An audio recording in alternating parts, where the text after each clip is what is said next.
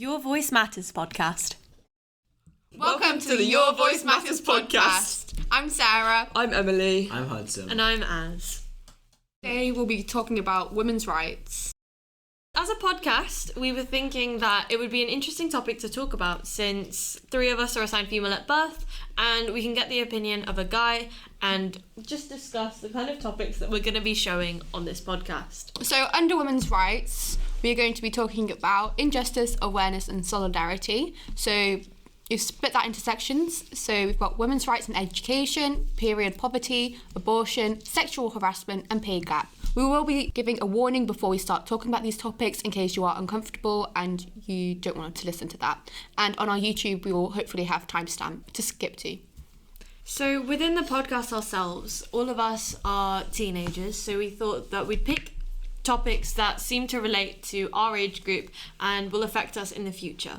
So things that come under this are always things that are going to be deeply intertwined with our lives as people who were assigned female at birth, and Hudson.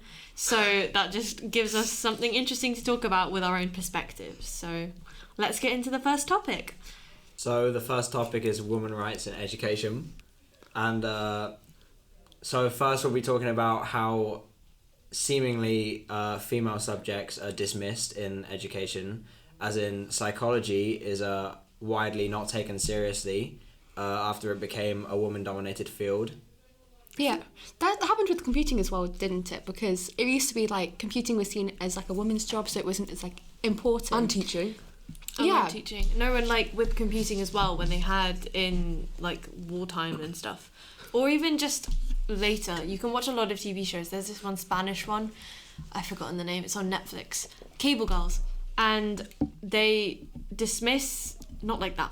They dismiss all of the girls, and it's just very much showing how all the men who saw this job as something innately lesser than their hard-working masculine jobs, they gave jobs that still were incredibly taxing to them, but then tried to say that they're actually worth less because they're not manual labour or they're not heavy brain usage, which is dumb because most of them relied a lot on very strong coordination and a lot of pattern reliance and things that some people would find very challenging no matter what gender, and some people would appeal to their natural strengths. So in lessons, it seems that girls are often questioned less, they're often not given credit for their answers, and the majority of them aren't listened to, and they're not encouraged as much as they progress through higher education, whereas boys seem to dominate the classroom more.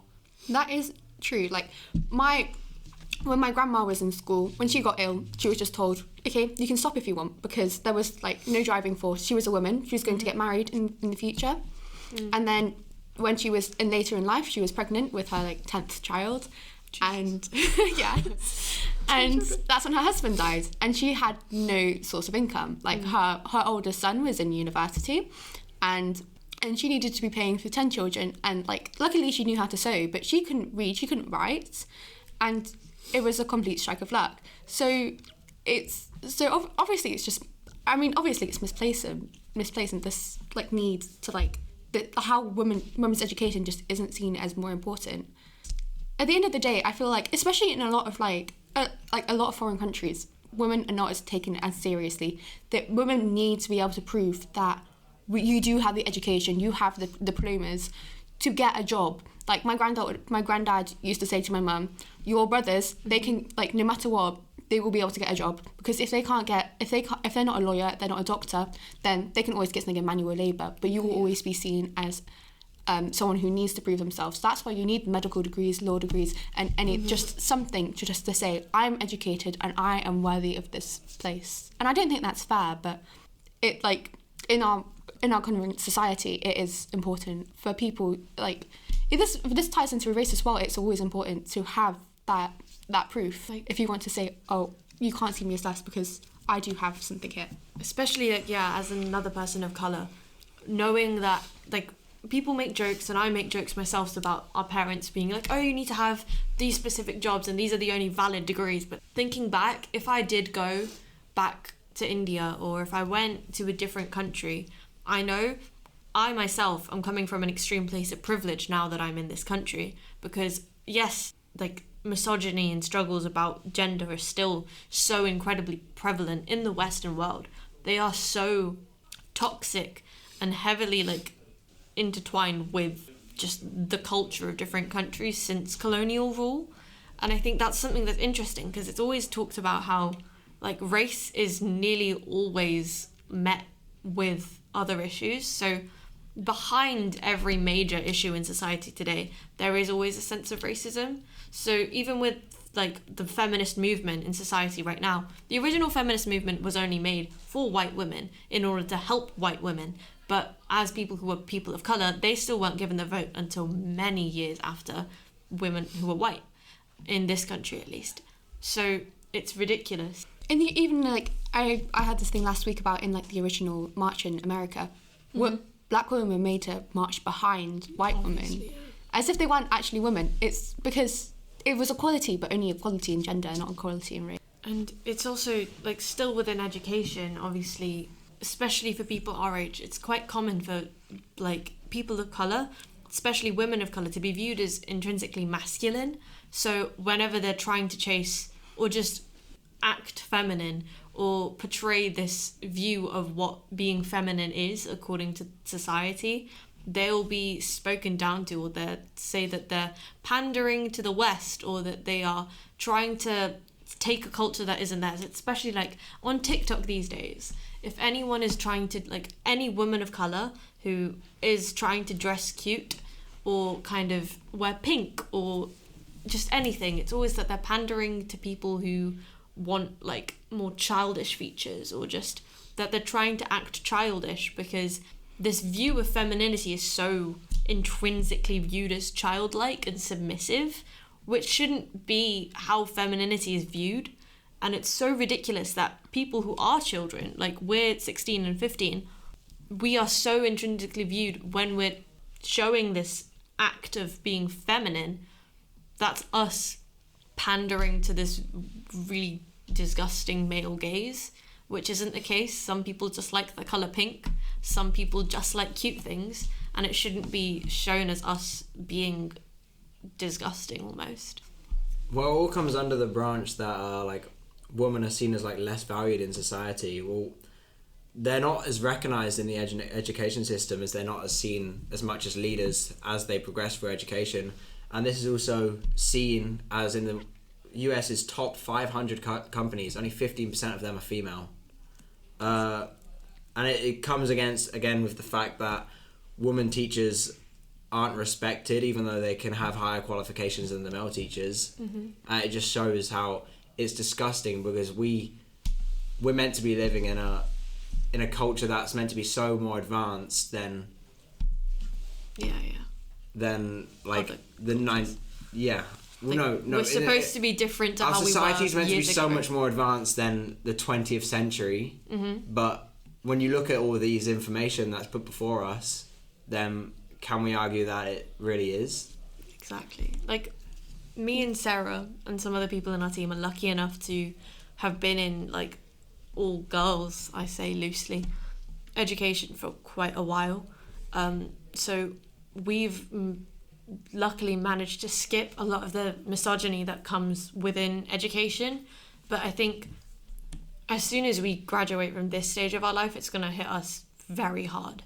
And that's always something that I've kind of been intimidated by myself. It's just that I know that even within things that are external from my school, there is so much misogyny in the world. And I've been sheltered from it for so long that it's still so prevalent in every single other aspect of my life, but not education. And when I hear people talking about what their schools are like and how they've experienced misogyny and issues like that within their schools, it just, I know that I'm incredibly blessed to not have to put up with that on a daily basis even. It's hearing about subjects like when people are like, oh, I went into my DT class and I was the only girl in there, or I was in my computing class, I was the only woman in there. Like, you hear stories about people who go to university and they feel so uncomfortable because they're surrounded by people who just don't respect women somehow. And like thinking about that, I'm in a all girls school, and I just can't imagine being able to like sitting in a class and just being seen as, I'm not a student because I'm a woman. It's like, you know, in Legally Blonde, I love Legally Blonde. Watch Legally Blonde. Like, Albert isn't taken seriously. First of all, she's feminine. She just doesn't fit any. To be seen as serious, you can't be seen as like a typical woman. You're seen as someone who's a proper professional. You can't be bubbly or anything, and yeah. Oh, I think like another example of this kind of trope is if you've watched Big Bang Theory, like all the female characters, it starts off with them either being like Penny, who's portrayed as traditionally like conventionally attractive but not very smart until much later seasons and when the show has progressed a ton. And that's when she starts to develop her actual character as not just being a pretty face and slightly dumb compared to the scientists of the rest of the cast. But then, like, otherwise, if you're smart, you're portrayed to be a prude and you're not allowed to embrace any of your femininity if you want to be smart, because then you'll be viewed as dumb. And that isn't how society should work, because you can still want to chase being attractive and you can still want to present yourself a certain way while being smart and being intelligent. And I think that's so incredibly important, because being beauty, like you can talk about pretty privilege and all, the chasing the beauty standard is so important in society, because you cannot achieve much if you're not conventionally attractive or mega incredibly smart. So the average person can either choose to pick education and put all of their energy and time to improving themselves in that way, or they can choose trying to chase aesthetics and becoming like a better version of themselves in the eyes of society. In developing countries, people with uteruses often can't go to school and there is a massive lack of sanitary products. I think, yeah, that probably ties us into our next topic, which is period poverty. So period poverty is basically talking about how people who lack access to sanitary products And even toilets at this point, are not able to either go to school, go to work, or even just exist outside of their like sometimes very tiny spaces, because they firstly are scared to be seen on their periods, because they are something that is viewed as incredibly taboo in a lot of cultures, and like something that shouldn't be talked about, something that should be kept hidden. Then also people who lack access to them aren't in a position to be going outside. Like, sure, free bleeding's a thing. Some people do that, some people want that. However, for a lot of people, that's not a realistic choice. Then also, like, a lot of girls aren't educated about periods and what they are, because, like, in their countries, it's a thing to be ashamed of, so they don't teach them about it. Trigger warning for suicide. Wasn't at the start of the Samaritans, there was this girl who had her period and she didn't know what a period was, and she got really worried and she ended up offing herself because she just... No, that is true. Yeah. She didn't know what to do because she didn't know what this period was. She thought she was dying and she just got really panicked and... Yeah. I think, no, yesterday I was scrolling through TikTok and there's this one Bollywood movie, I've forgotten what it's called, but it's based off a true story. Akshay Kumar is in it, if you know who that is. And his wife is on her period and she's not allowed in that specific region. They're supposed to be like by themselves and they're supposed to live on their own when they're on their period. So they're separate and he is like fully obsessed with his wife. It's quite wholesome. And he tries to buy pads for her, but they were really expensive and she freaks out and she's like, no, I can't take them, and she throws them away. Waste of 55 rupees. But then he goes and tries to develop different kinds of pads and he experiments with different materials and he's making them, and it's just showing, like, he brings them to his sister to try out, and then his sister gets kicked out of her house because they're just not supposed to talk about it and he's told never to visit their house again. And it's just showing how periods are viewed as something so like horrifying, even though they're just things that happen. And people are always talking about like, oh, the beauty of life and preservation of life, but life is created because someone was bleeding through their uterus. So even like the use of euphemisms, like Shark Week, yeah, one of my favorites. It's like, why can't we just say the word periods? It's scientific, it's what's really going on, but people are embarrassed to say that. Hudson, as a guy, do you feel that you've been educated enough on periods? Well, no, that's what I was gonna say actually. So you sit in a classroom at school, and well, you do all the education, like sex education. You learn about all that sort of stuff, but I've never actually seen them go into depth of what a period is, because well, lots of teachers see there's men in the classroom. Why should we be? Because I know for the AQA GCSE exams, before the advanced information came out, one of the topics was periods and menstrual cycle, but it didn't actually, we never in lesson, even in an all-girls school, like we had the chance to be like told about stuff in PSHE, but it's for us they covered like reproduction, but they never covered periods at all in secondary school. Yeah, in biology you'd learn about the menstrual cycle, but you'd learn about the hormones. Yeah, it would be strictly limited to what hormone causes this, not actually how the period Why are we works. learning about contraceptive methods, but we're not even told to learn about what we like natural sanitary products? I feel like that is just we're learning important. about. And if we in like a privileged country don't even know that, Yeah. like people in like undeveloped countries, they'll know even less. Because I'm on Reddit, right, and there's always some random ass stories of people talking about their own experiences, and half the time you'll see some uneducated person being like, oh, that's not normal, or like, I don't think that women have periods because I know they happen once a year for a month, and I think no one could survive bleeding for a month in a year. And it's like, if you can't even understand, It's either because they're an idiot or they haven't been educated about it. yeah, and like, it's so frustrating to hear people who have no knowledge on any topics speaking about them like they are a professor on that topic, like they're a professional or they're an expert on periods. We all have access to free education. Yep.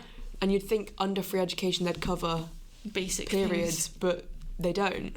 So people without free education are literally going to have no idea. Yeah, but I think we need to, tying it back to period poverty, it's just, do you, other people in this podcast, believe in free period products and Yes. sanitary products? Yes. didn't they try to introduce that into Schools and stuff. schools and stuff? Yeah, because the thing is, why are we paying VAT, value-added tax, for those who don't know? Basically, on any luxury product, you have to pay a tax. So this comes in things like toys, TVs. But we haven't chosen to have these products. We have to It's pay not a choice. 20% tax on things like tampons, sanitary pads, because it's a luxury, apparently. I can just, if I really wanted to, I could just sit on the toilet for the whole month if I really wanted. The whole month. No, there's this really funny You have story. to wait for it in the first place. Oh my god. There was this really funny story where this girl was with her boyfriend and then her period started, and she was like, do you have any products? And he's like, no, can you just sit on the toilet and like get it all out? It doesn't just come all out. That's not how it works. And he was like, yeah, surely if I squeeze you, is it going to come out? And then on social media there are loads of things about like how men like if a girl bleeds and it goes onto their bed covers, They're disgusted like, by it. or yeah, they're either disgusted by it or they're like, oh yeah, and they like help, and then they get praised for helping when they shouldn't get praised for helping. That should just be like their natural response. Yeah. Because it's a natural thing that happens to basically every woman. Mm-hmm. If someone started if someone had a cut on their finger and you got them a plaster, you wouldn't be praising them to the heavens. You'd be like, okay, that's a normal human thing. Thank you for getting me a plaster. So why is a man going to a shop and buying you a period product? Why are they so praised for it? Why is it? Yes. We're kind of getting distracted from period poverty now, aren't we? No, even back to period poverty. It's just how it's almost shown that the government kind of views it. Like, if I could cancel my subscription of having a period, I would So be would the I. first person to sign that. But, like, they think... It almost shows how they think we're so low level that we can, like, as women, we're allowed to just not have access to things that are... Or they are essentials for a lot of us. So people aren't comfortable people are not in a position where they can go into school because they're on their period and they don't have... And shouldn't have to be in a position where they can't do things because they can't afford basic things that most people need. And here we're not even talking about things like having period cramps, because I know people who like Jesus at least Christ. one day on their period they will actually not be able to get out of bed. It's that much pain. They'll have to go to their doctor, get prescribed meds, and they'll be on like hormonal products that will try and alter their cycles, so they at least don't have to be they can at least participate in society. Like this is linking into the education one, because we are literally like, even like for someone who has like the mildest periods, not having a period product can stop it. So imagine someone who just has awful cramps. I think this is where there are a load of charities that are helping aid period poverty in society today. So ActionAid is one of them. We can link a bunch of their resources in the comment section and in the bio. Then there's Freedom for Girls, Period Poverty UK, Bloody Good Period, and Plan International UK. Most of these have either schemes where they're able to give free period products to schools and offices, and if you get into contact with them, some of them do home deliveries. The Red Box Project is something that some schools have taken in. It's used in our school, and you can just go and ask for period products and they'll give them to you for free, which I think should be accessible for everyone, everywhere. Our school has a replacement scheme, so in one of the toilets in our school has a little box with period products in, and then you're expected to, if you take one, if you're not able to, you don't have to refill it, but someone else can, if they have access to period products and they see that the box is running low, just come give some to the school. So then people who can't afford them, or people who just don't have any on them and are too scared to ask to take some from someone else, they can use them. Can I just kind of... Yeah. Would you... So we're inviting one of our script writers to talk about some medical sides of periods, as that's obviously an important issue. So this is Mo. Hi. So she can take it away. Quite a lot of my friends, like whether they identify as female or not, have a condition known as endometriosis or polycystic ovary system. Woo! So Represent. Endometriosis is extreme pain whilst cramping. Like this friend has fainted during lessons. She's had to go to hospital. And this has really impacted her education. So she's had to spend like a week every month outside of school, and the school isn't doing a lot to support that. It's quite scary, really.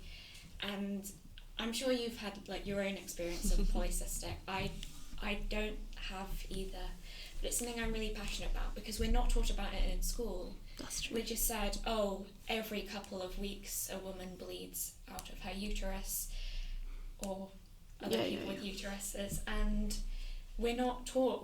We're taught to think it's normal. Like, it's not normal. If you're cramping so badly you can't move, you might need to go to the doctors, and even then the doctors often dismiss it.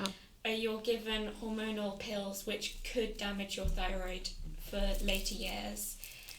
And I'm just gonna say, if men had periods, this would all be solved. Literally over half the population.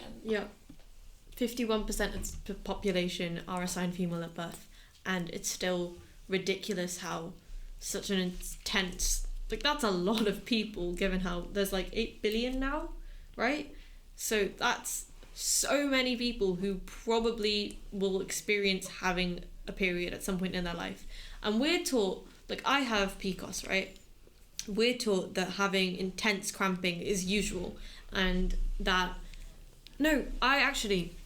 some side effects of having endometriosis and polycystic ovarian syndrome are irregular periods and just painful periods, long-lasting periods, etc., etc.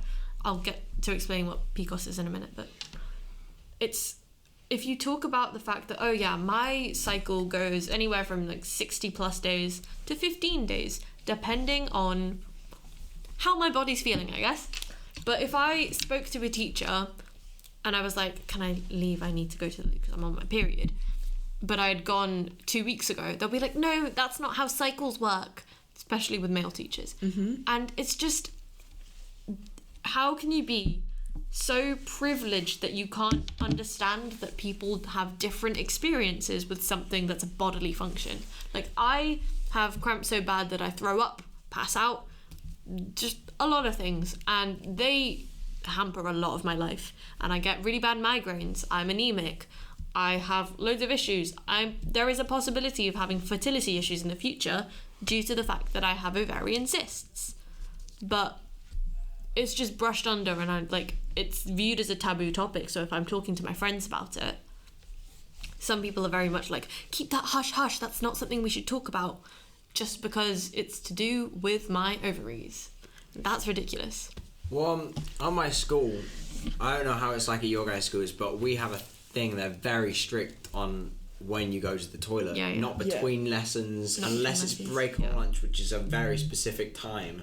And personally, what I feel, you guys can't control when anything is going to happen. If something happens in the middle of a lesson, what are you meant to do about it? Like, if you just can't get up and go to the toilet, I don't know how they think that's acceptable just in a learning environment. At my sister's school, if you tell like a cover teacher, because it's an all-girls school, that you're on your period, my sister has said that teachers turn literally white, just look like they're going to faint because the girl said that they're on their period and they need to go.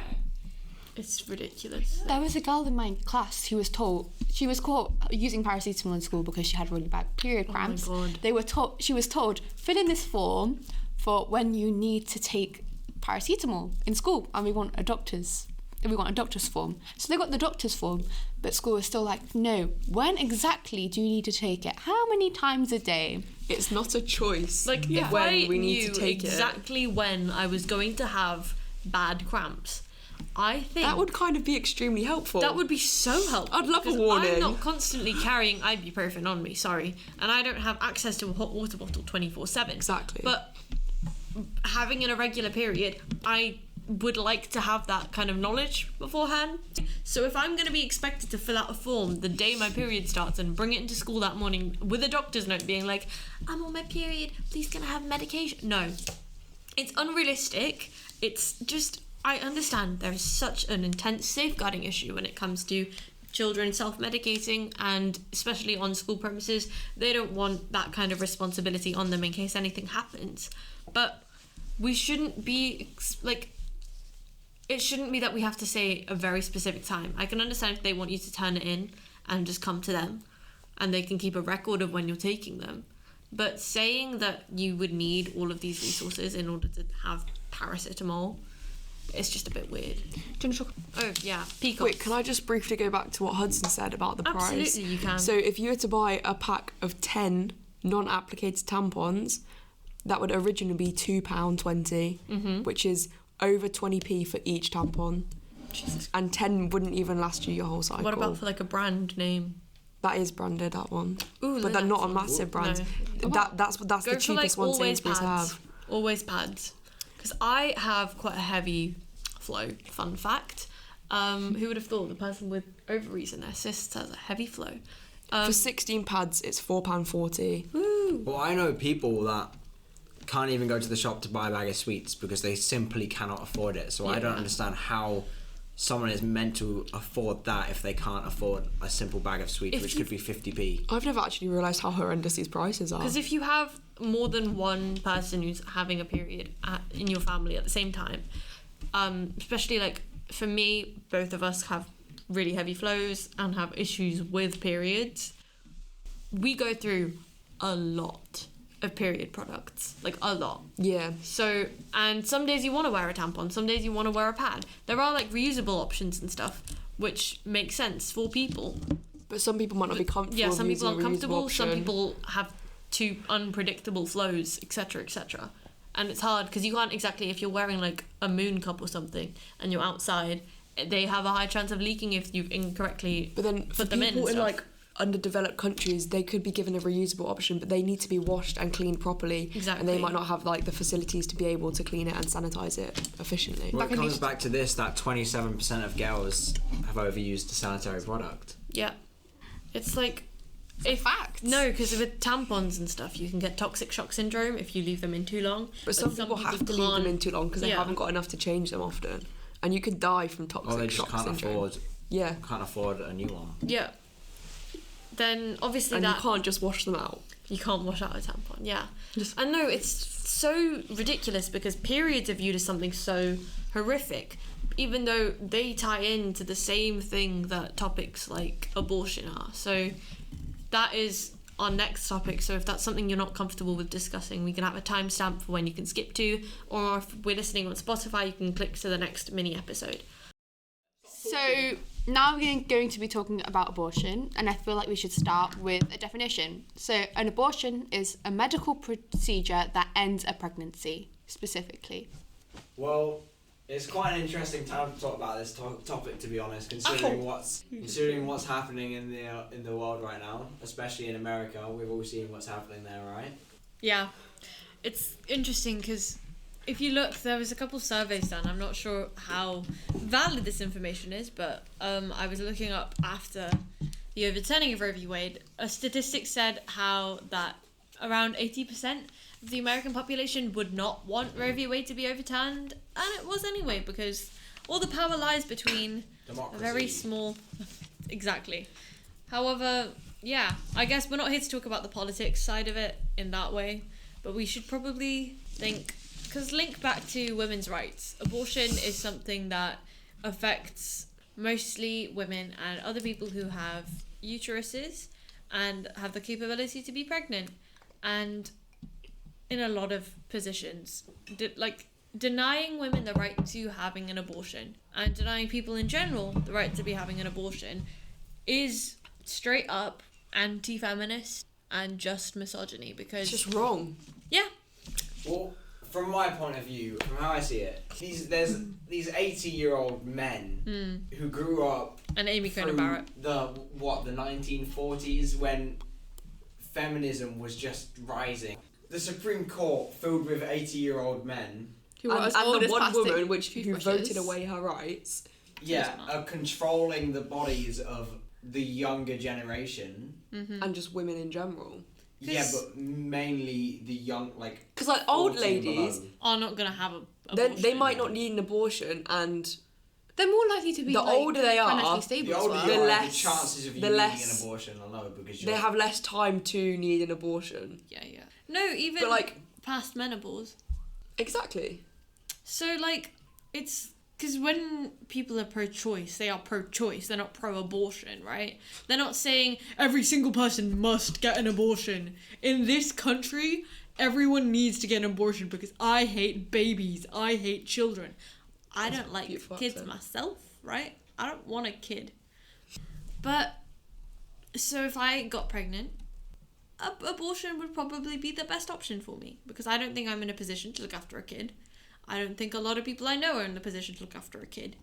And also, we wouldn't be able to afford it right now. And like cost We're of living's literally- going up. We're 16, we're not going to be able to afford it. Yeah. Well, as Biden said, he said he's going to protect women that want to travel for an abortion, but that's not not good enough easily either. accessible. People can't afford Not- to not travel for an everyone can abortion. travel. In America, they have to pay enough anyway for healthcare. Yep. So getting Like- an abortion would cost a lot anyway, let alone having to travel far to a different state, maybe even a different country to get it. The size of Florida is literally UK. not much smaller than the UK. So imagine having to travel the whole of the UK just to get an abortion. Multiple times as well, because it might be further. It's Exactly. cool, funny as well, because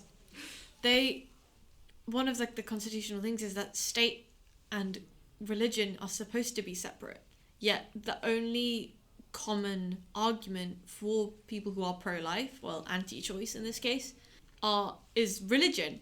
Like it's There's just a quote in the Bible and it says, "Life is given by God. Only He can give and with take heartbeat. life." and you know, a clump and of it- cells. and then- A zygote has no heart. I quote, there's another quote from the Bible, Catholic school things.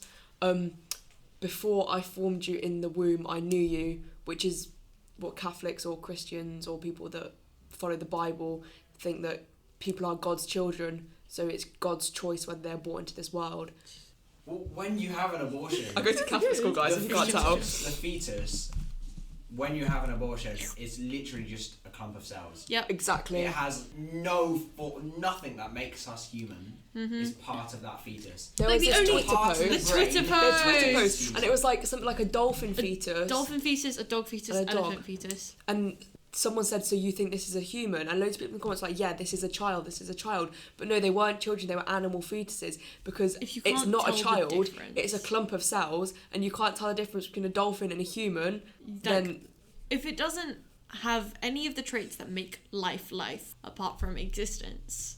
And I feel If it doesn't have a heart and it doesn't have a brain, and it doesn't have any human qualities, or it doesn't have any qualities See, of life. the only thing is, like, people debate, like, if like a soul exists or not, but like Yeah. at the same time, right, just because you believe in a soul doesn't mean everyone else does. It's not in your hands anyway. That's the And whole especially thing when about people pro-choice. Exact- It's choice. Yeah, even if it's like even what was I going to say? I was going to say something about the medical side of it, that You people can't have like a full-term pregnancy Yeah. and then abort that.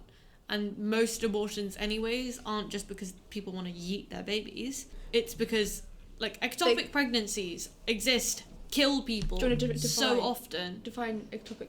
Oh, basically, ectopic pregnancies are when, like, I'll get up official definition in a minute, but it's very much that's when a pregnancy is harmful for a mother, because it's either that it's developing in the wrong area, so it could be developing in the fallopian tube.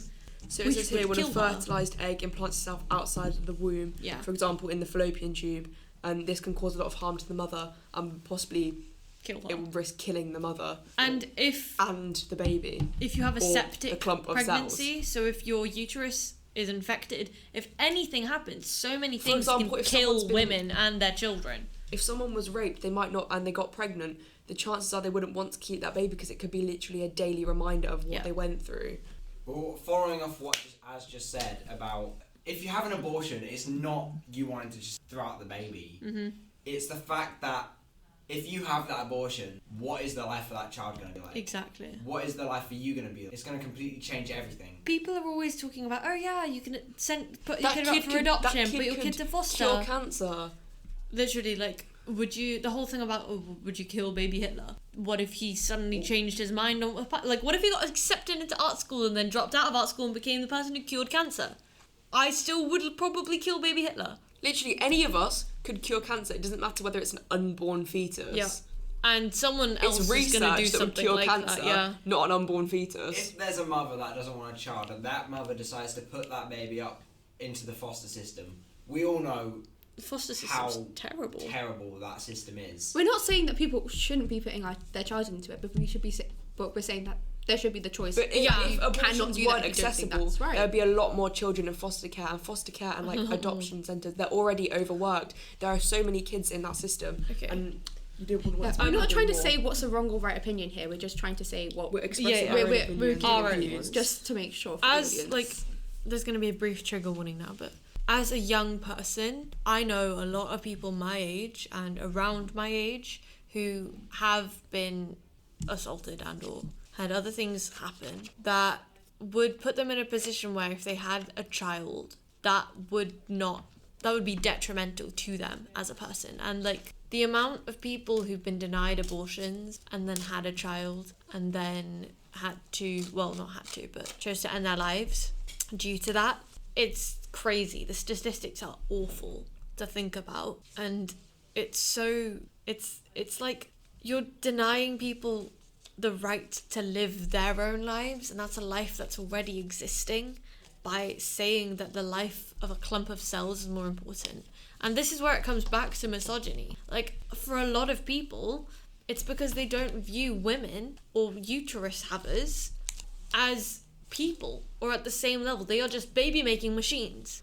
And people view their definition of like why we exist is to reproduce. And that's a very common scientific definition of why people are alive. Like what's the purpose of life?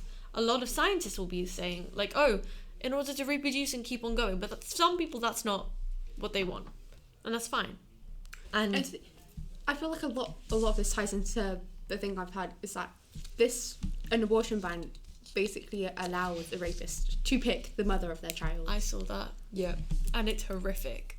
Because you can think, oh, the amount of people who are affected by this isn't just limited to women and people who have uteruses. Like, a woman might be pregnant, not be able to have an abortion, and a teenage couple who accidentally got pregnant now have to look after a child. And that even the father of that child is going to be in a position that might not be good for them either. Not everyone wants kids. So it's obviously, all of this is deeply rooted in the patriarchy, and the patriarchy is not only negative for women, the patriarchy is negative for every single person who was within it, apart from the occasional rich white old man who seems to escape it due to possessing money. Sometimes you have to think about like the position of like the father in this situation, because I feel like in cases of rape, obviously they don't really have a say, but But they do. They should. But I feel like it's kind of nice to debate if a couple consensually decide to have a kid, and then they had some sort of a kid, like they broke up or something, and then the mother decided, okay, then now I don't want that baby. Does the father get a say in this? No. Well, in my opinion, I don't think he should, agree with that, because no, firstly, it's the mother's body that has to go the mother through is all that carrying physical that pain. baby for 9 months. In my opinion, the father should get a say, but not the overall Not the decision. final Oh yeah, Yeah. like they should be allowed to in order voice to their be in a opinion healthy like and explain post what they want to relationship. happen. Yeah. But when you think about, there are so many side effects to being pregnant, like ones that aren't spoken about. Like literally, I open TikTok and every day there'll be someone being like giving me free birth control, of being like, oh yeah, you can go blind, you can have so many complications due to pregnancies, and it's not someone who's not pregnant's choice to decide that this person should be put through that for the sake of a clump of cells that could potentially cure cancer. But probably won't, Yeah. because they'd need to do the research to cure cancer, which any one of us could. Yeah. And then there's a debatability if cancer is something that can be cured As well. is. But that's Okay. a different subject. So And this kind of segues into the next topic. If you are not comfortable listening to or discussing topics related to sexual harassment and assault and other topics that fall under that category and relating categories, please stop listening now. Unless you're on Spotify, you can click to the next mini episode, and if you're on YouTube, there'll be a timestamp in the description box where you can click to that'll skip this section of the podcast. Thank you. So now that the disclaimer has been said, we can talk about some more serious topics. So would you like to tell us some facts? okay, so we have written down here 90% of rape victims are female, and 50% of transgender and bisexual women will still experience sexual violence. LGBTQ plus people are nearly 4 times as likely to be victims of violent crimes. This includes rape and sexual violence. To it. 1 out of 6 American women have experienced attempted or completed rape, and 14.8% were completed and 2.8% were attempted. 4 out of 5 women in the UK have been sexually harassed, and 97% of women in the UK have reported sexual assault. 20% of women and 4% of men have been sexually assaulted since the age of 16. So, does anyone want to talk about how that makes them feel? Can we just look at the figures? 1 out of 6. Like, the scalability of that, like, but it basically means out of the people in this room, one of us has been in this sort of situation. It's just, people act like things like this don't happen, or what I'm saying is a lot of people these days have been, victim blaming has become such an intensely common mentality, and it always has been, and that's something that is a very strange part of society, that they think, okay, let's think who's affected by this the most. Let's see why they're affected by it the most, because it's their fault, rather than challenging the people who are perpetuating all of the issues in the first place. There isn't much we can really do to stop it. I mean, we can encourage kids to know what consent is, but people who do this sort of thing are going to do it anyway, because, I mean, horrible people are going to be horrible people no matter what we do. Like, I'm sure most of you have watched the tea consent video, and the fact that we've all watched it and it's turned into a joke, and that's fine because it is funny. I appreciate the humour behind it, but so many people have now taken such an important idea, like the idea of consent itself, and turned it into something that's just there for humour. And I understand sometimes, like, using humour to cope with really dark subjects is the best way for some people, but when it's in the form of education, I don't think that that's how things should be. Obviously, that was probably a shorter segment because it is quite an intense topic, and we don't want to feel like we should be talking about it as much, because as it is a more sensitive topic, if we go on, we don't want to overstep and or say anything that could be insensitive or say anything that would be putting other people in an uncomfortable position. So that will be that for that section. So now, next section, we're now going to be starting to talk about the pay gap and basically feminism and women's rights in junction with work and the workplace. So as young people, most of us haven't had like full-time office jobs or things like that recently. I don't think, have any of you worked an office job? Do I look like I've Have you worked an office job? I've done work experience. Yeah, I okay, don't have count. you? Nope, I've done tutoring. not an However, office job. Majority of us will probably be looking at something similar to something that is in an institutionalized workplace in the future. So thinking about things like work is very important for us, especially as 16-year-olds and 15-year-olds as well. We're looking for our futures and we're looking to what we're going to be doing post 16. So some of us are going to college, some of us are going to sixth form, and then after that people are doing apprenticeships, people are doing uni degrees, people are going straight into work. And we're at a very important time where discussions around work are very important to us and can contribute a lot to our lives. So when, as people who have been assigned female at birth for some of us, things like discussions around pay gap and discussions around like the history around misogyny within the workplace are very important discussions for us to have, since they are things that are going to be affecting us for the rest of our lives. So One thing we need to straight away say is that if you live in the UK, being discriminated against for anything to do with race, gender, sexuality, your family status, that is illegal for discrimination when hiring in a workplace. That's called the Equality Act, released in 2010.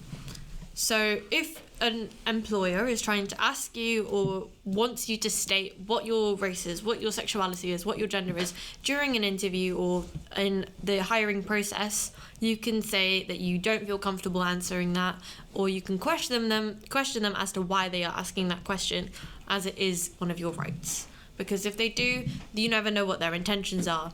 But you might not really be working there in the first place, but I do understand that some people, it's their only option. Okay, So, full-time women working in the US only earn 83 cents to every dollar earned by men. They receive less social security and pensions, and that includes only 70% less retirement income than men. And so overall they make 83% of what men make, and well, personally I think that's a very big problem. I think, no, it's people think these days that society's improved so much because we don't have any of these kinds of issues anymore, but the thing is they are still prevalent. Like in a lot of fields you'll see, like even just in sports is probably the most obvious idea or like example of this. It's just how ridiculous that people think that women aren't worth as much because they're not going to be putting in as much effort, which I think links into the history of it. So, it's intrinsically linked into the history of labour in America. So, especially depriving women of colour of wages, it links back to slavery in the US and all that. And it created lasting disparities in health, education, and economic opportunities. So to like the average white American male dollar, Latin women earn 55 cents, Native American Indian or Alaskan natives earn 60 cents, Native Hawaiian and Pacific Islanders earn 63 cents to the white dollar, and black women earn 63 cents and Asian women 87 cents. So obviously there is a link between race and gender, as there always has been. So feminism as a movement has always been, we've already said, a white movement. So for women of colour, it's already so much more difficult just being a person of colour, and then being a woman on top of that creates an even further like hamperment on, that's not a word, but another thing that serves as like an opposition for them in terms of the workplace. And this is not to encourage things like just like who's got it worse, like who's got it worse for competitions. It's not an Olympics of pain and suffering. See, like, I'm not saying it's not that every workplace will do this. This is obviously this is America. We know that this is something that should be disputed. The fields with the smallest gaps in pay are food workers, writers, counsellors, pharmacists and social workers. These jobs tend to actually be viewed as kind of feminine jobs, so that kind of might be a reason as to why. So most of these jobs still probably and most definitely do have more male workers because obviously misogyny still a rampant issue. However, as these very much don't rely on like, I don't know what I'm trying to say, but these rely on skill in a lot of ways, so it's less on like what qualifications you have, so this might be a reason as to why. But then for the largest gaps, things like finance jobs, so service, sale agents, managers and advisors have very intense gaps, so it's 61 to 60%, 66% of how much a male equivalent would earn. If you think about it, maybe employers might be saying, oh, but would our customers be coming into a shop and think, why should I be asking a woman for this? It reminds me of this one time my mum went to buy a new car, right? And she's a working woman, she's a doctor, and she gets her own wages. So of course she went there to buy her own car. Slay. And the man there decides to ask, are you sure you want to buy this without your husband's approval? My mum, being a strong woman of colour, said, why would I? And he replies, well, isn't this your husband's money? No. That's so ridiculous. No, like this links to like. You could sue. Yeah, you could. Well, she got the car in the end. You couldn't have said that she couldn't. She should have got a discount. How women were not allowed to own credit cards What?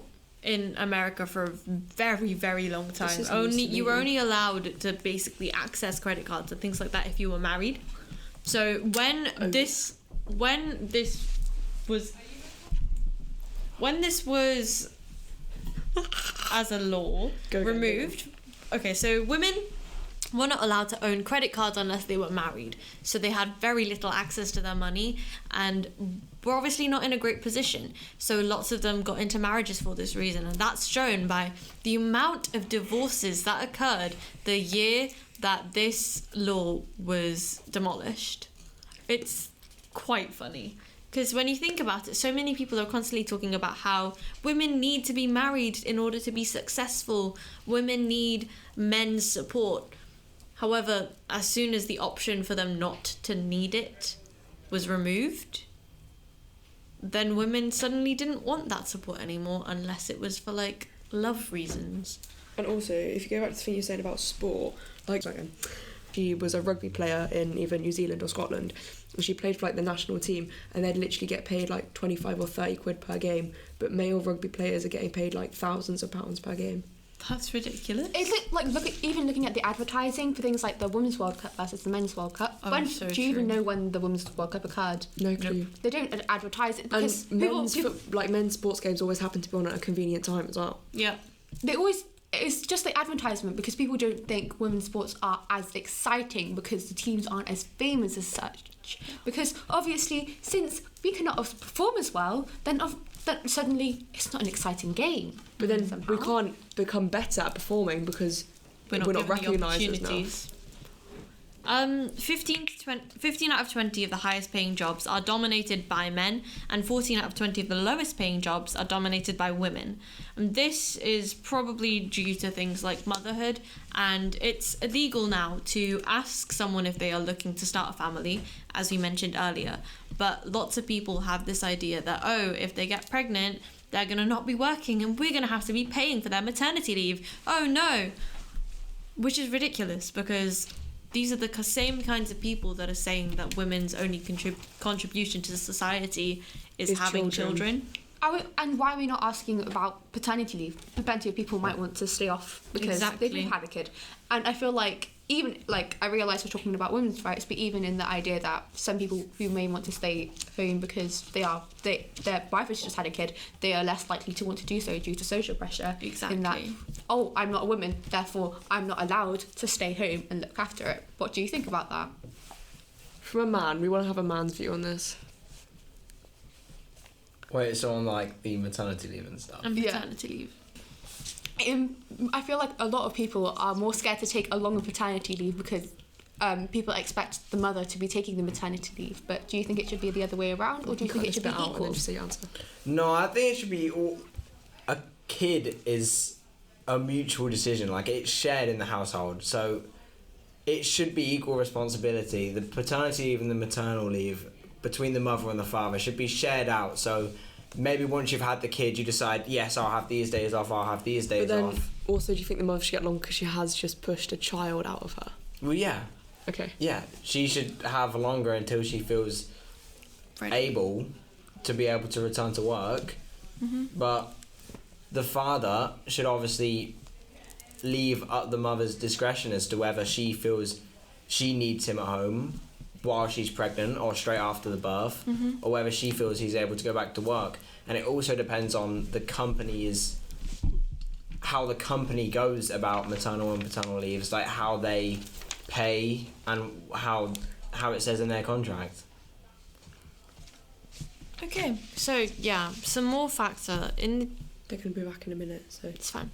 In the USA, if you collected all unpaid labour in 4 years, you could end world hunger. And over the last decade, it has fallen by approximately a quarter among full-time and all employees.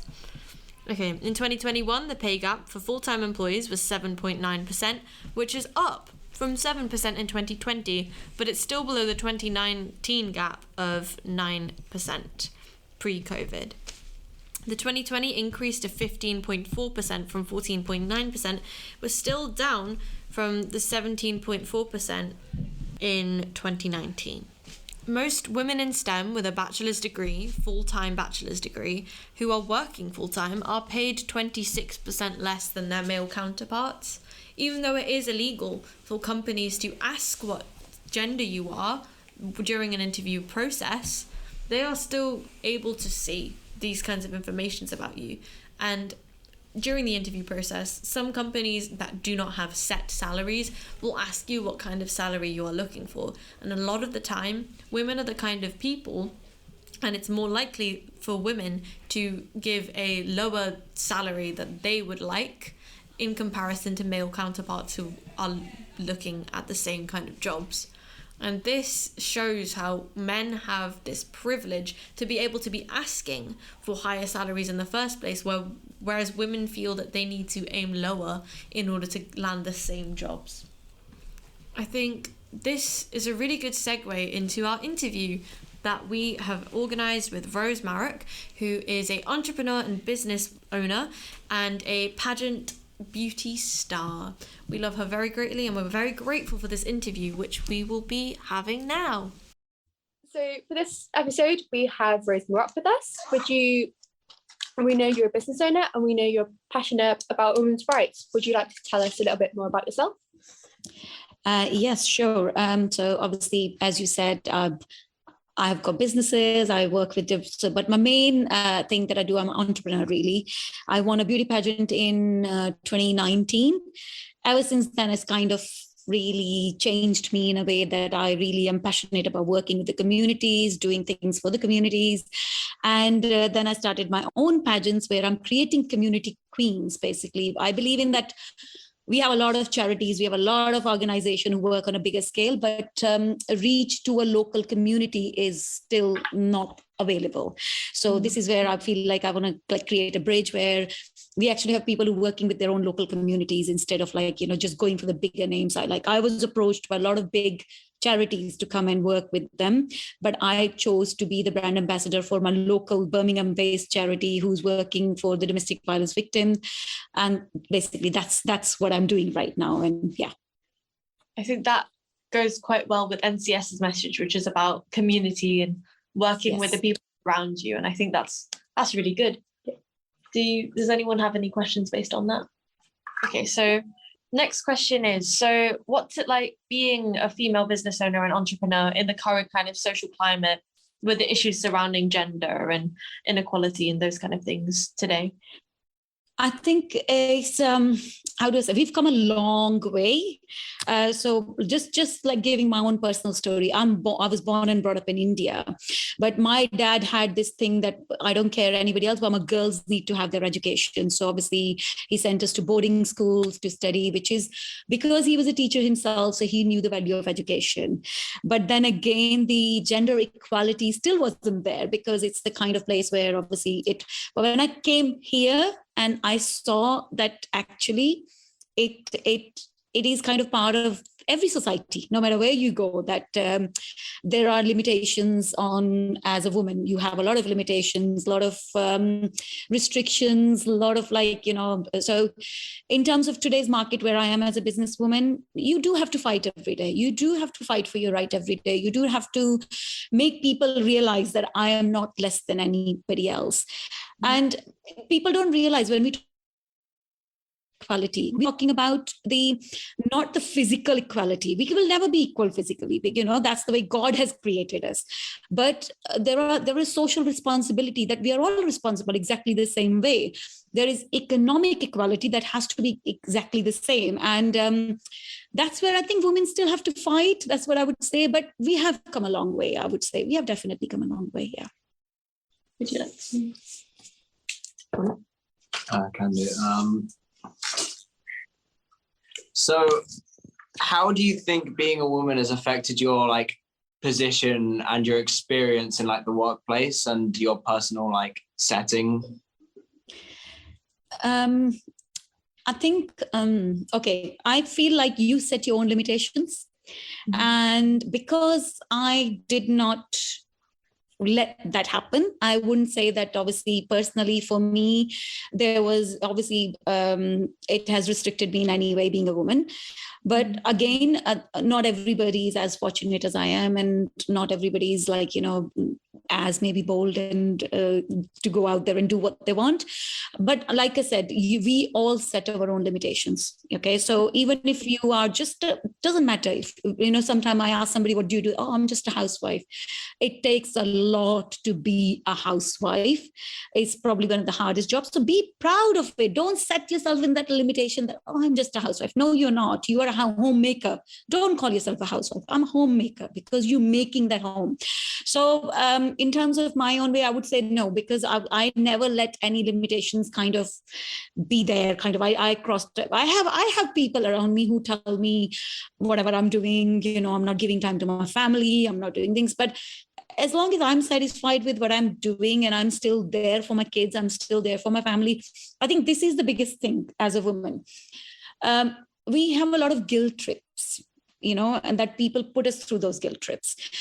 So that's the only thing I could say, that where a bit of limitations I had, where I was going down these guilt trips to start with, that, or if I'm going on this business trip, like last week I was in South Korea for my work.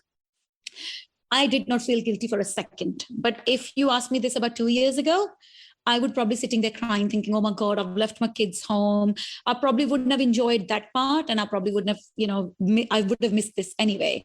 So this is where I think we need to be strong as a woman. And obviously the families behind us need to really support us to say, look, you are there, be present where you are, forget about everything else, because everything can be taken care of. So in terms of, if you say where, at start, I had a lot of limitations, which I put on myself. But right now, I don't put any limitations on myself, really. No.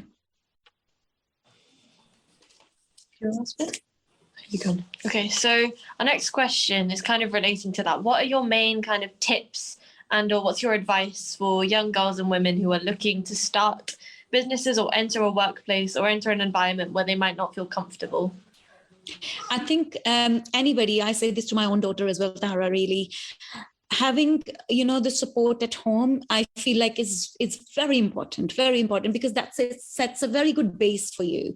Okay, so if like I say to her as well, any friends that she meets, anybody that if for some reason your family is not supportive of what you're doing, try and explain to them, try and reason with them, because that's your first critics you're handling. Okay, if you can't convince them, how are you going to go out there and convince the world?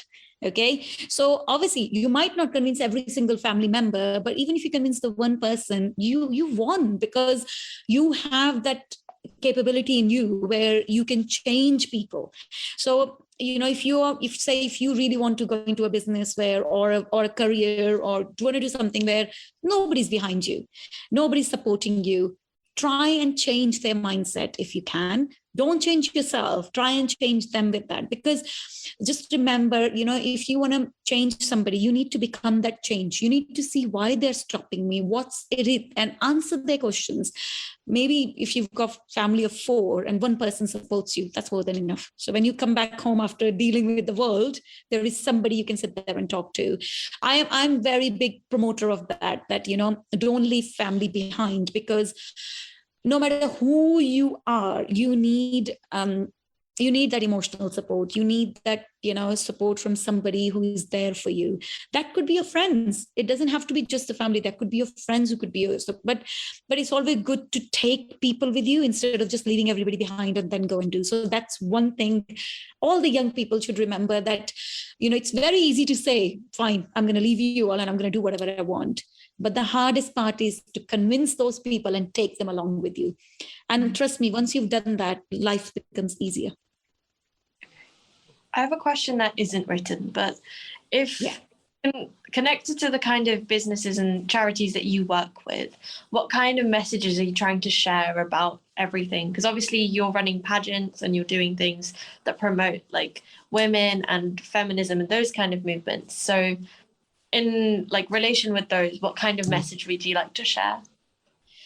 Okay,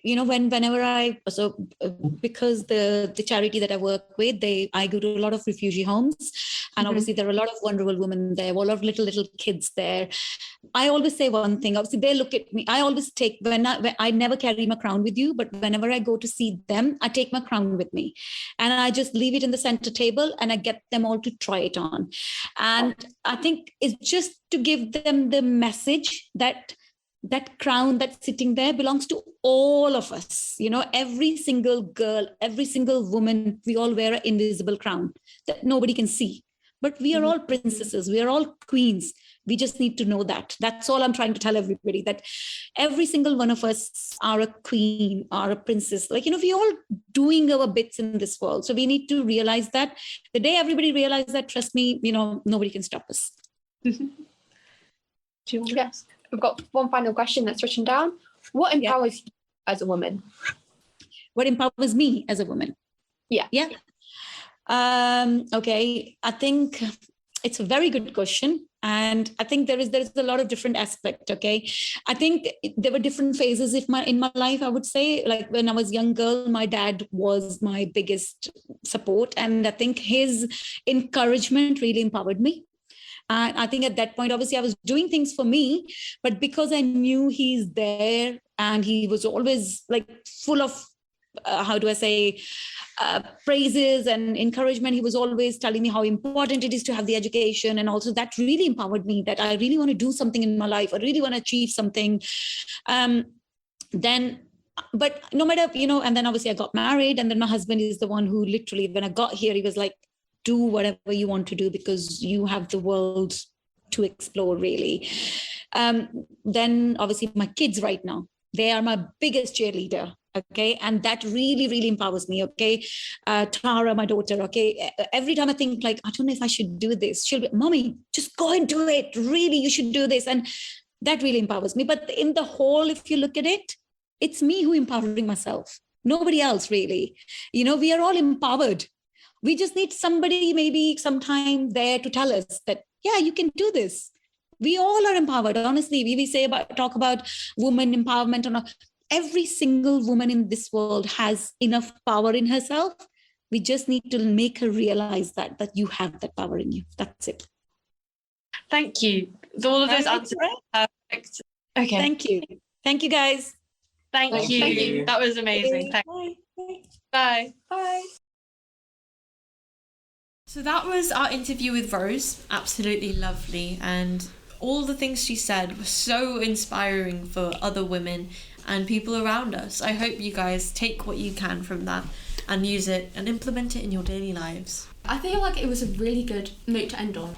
I mean, we've just given you a lot of kind of depressing facts and situations, and just thinking about what we can do to change that mentally. This isn't a lot of her advice isn't exactly stuff we could do to things around us, but I feel like at least if we have this sort of mindset that we know who we can go to if we are having a difficult time in our workplace, that we know who, or we just find the strength within ourselves. I think one thing that she said that resonated a lot with me was that we are in charge of our own limitations. And I know she wasn't talking about physical limitations, because a lot of the time we aren't in control of our own situations. And if we were in a position to get out of negative situations, we would. But for a lot of people, that is unrealistic and unreasonable of an ask. However, the message that we can control the kinds of things we think and affirm our own realities, I think that's really important for a lot of us to take forward, as we can change ourselves from the inside and make a positive impact on ourselves purely by changing the way that we see things and the way that we think about things. And that is something that a lot of us need to take forward into the future. Thank you for listening to the first episode of our podcast. You can find us on Instagram and TikTok at YVM Podcast. We should be uploading another episode soon, which will be centered around mental health. It will have some triggering and sensitive topics within, so if you are wanting to listen to that episode, please listen with caution. Thank you. Bye. Bye.